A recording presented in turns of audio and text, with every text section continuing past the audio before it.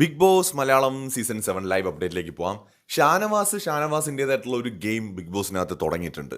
അത് ആ ഒരു വസ്ത്രധാരണം പോലുള്ള കാര്യങ്ങളൊക്കെ പറഞ്ഞതൊക്കെ മാറ്റി വെച്ച് കഴിഞ്ഞാൽ ഒരു ഗെയിമർ എന്നുള്ള നിലയിൽ നന്നായിട്ട് മുന്നോട്ട് പോകാൻ പറ്റുന്ന ഒരാളാണ് ഷാനവാസ് എന്ന് എനിക്ക് തോന്നുന്നുണ്ട്. അതേസമയത്ത് ഇന്ന് ഷാനവാസും നമ്മുടെ അനീഷും തമ്മിൽ സംസാരിക്കുന്നുണ്ട്. നൈസായിട്ട് അനീഷിന്റെ തലയിലോട്ട് പലതും ഷാനവാസ് വെച്ചു കൊടുക്കുന്നതിനകത്ത് കാണാം. പറഞ്ഞു പറഞ്ഞ് അവസാനം ഈ വീട്ടിൽ സമാധാനം ഇല്ലാതായത് എങ്ങനെയാണെന്നറിയോ? നീ കാരണമല്ലേ സമാധാനം ഇല്ലാതായത്, നീ ഒറ്റ ഒരാൾ കാരണമല്ലേ എന്നൊക്കെ പറഞ്ഞിട്ട്, അതായത് നൈസായിട്ട് ഷാനവാസിന് മനസ്സിലായിട്ടുണ്ട് അനീഷിന്റെ ഗെയിം എന്താണെന്നുള്ളത്.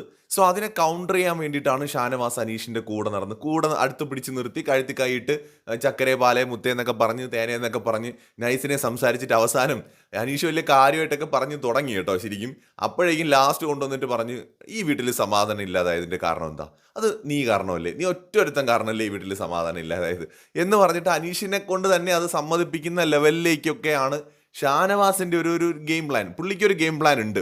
ബാക്കിയുള്ള അവിടെ പൊട്ടിത്തെറിച്ച് കിടക്കുന്ന ആൾക്കാരെ പോലെയല്ല, ഷാനവാസിന് കൃത്യമായിട്ടുള്ള ഒരു ഗെയിം പ്ലാൻ ഉണ്ടെന്നാണ് എനിക്ക് തോന്നുന്നത്.